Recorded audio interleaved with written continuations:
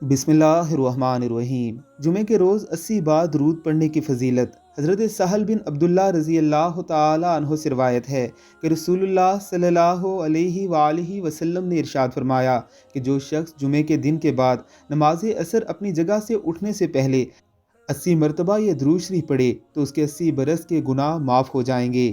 درود مبارکہ یہ ہے: اللہم صلی علی محمد النبی الامی وعلی آلہ وسلم تسلیما۔ ایک بار پھر سے سن لیجئے: اللہم صلی علی محمد النبی الامی وعلی آلہ وسلم تسلیما۔ اس درود مبارکہ کو یاد کر لیجئے اور نماز عصر کے بعد 80 مرتبہ پڑھیے۔ آپ کے تقریباً 5 منٹ لگیں گے، اور اس درود مبارکہ کی برکت سے اللہ رب العزت آپ کے 80 برس کے گناہ معاف فرما دیں گے۔